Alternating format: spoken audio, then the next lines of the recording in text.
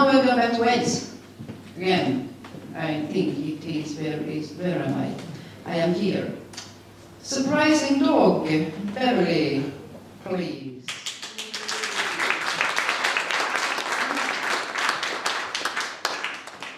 The name of this story, or the title of this story, is actually Mummy's Story.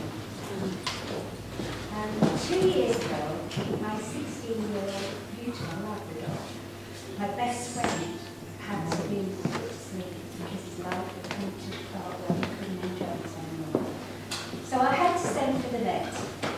She came into my home, and I cradled my best friend's head, my huge best friend's head, until he fell asleep.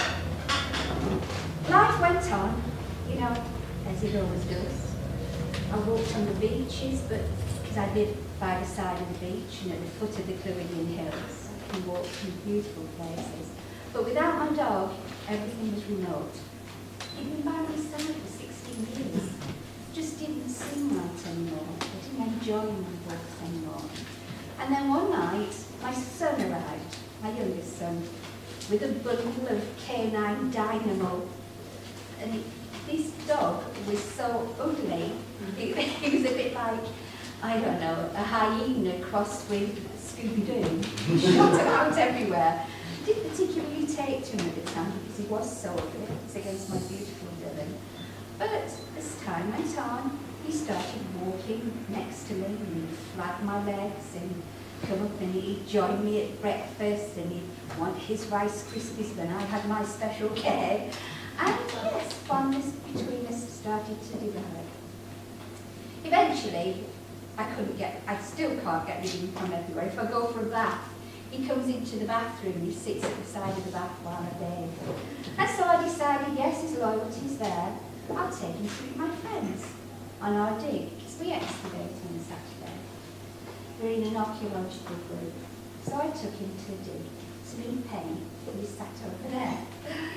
We went to walk around the castle, and he loved every minute of it. And he's still like Scooby-Doo, shooting around everywhere and diving this place and digging that place, and shooting over to Penny and knocking her over and everything.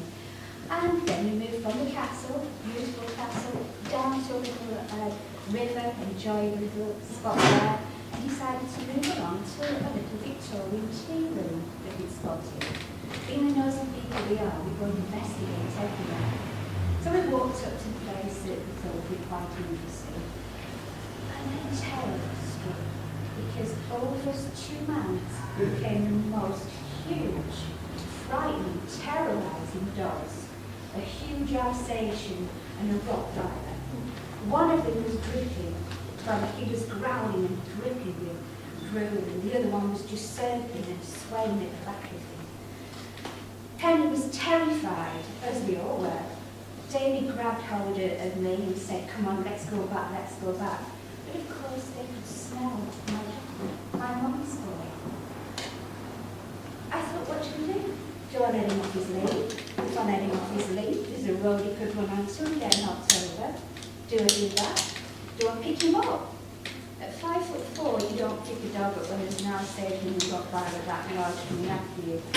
So I decided just to move back, and the dogs were coming after all 3 of us.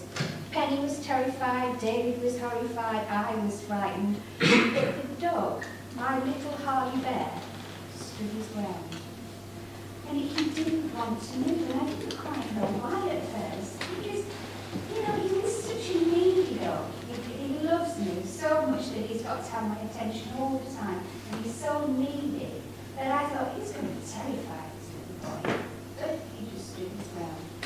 And these 2 dogs, one of the Alsatians came up to him, and he jumped on him, and he jumped on his back, and he started pulling him around. My little Hardy bear's this big, and the big Alsatian was this big, and the Rottweiler was even bigger at the back of him. But I said, turned to Penny, and I said, because she was so upset, go Penny. David, take Penny away. We've got to do this. We've got to see these dogs off because they were after my dog.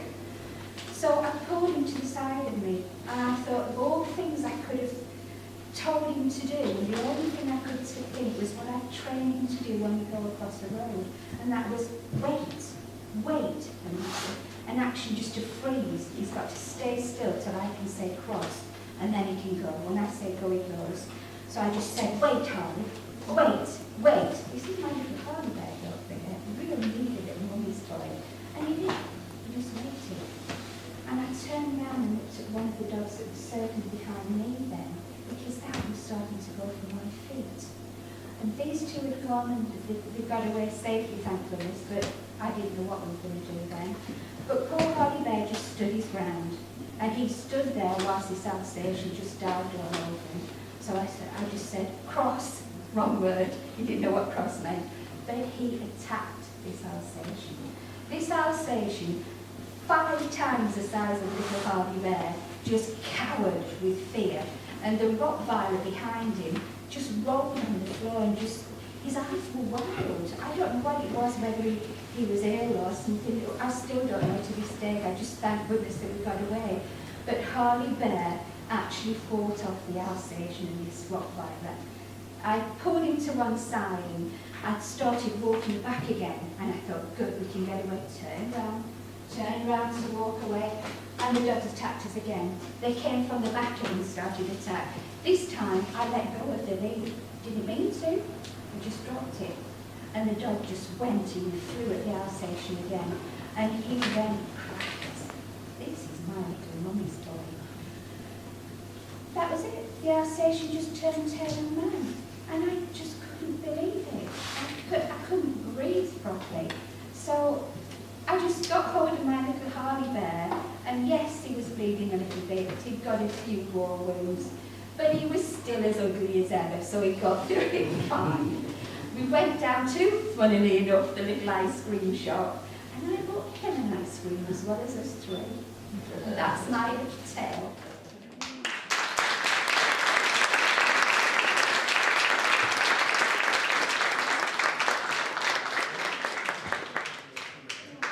Yes.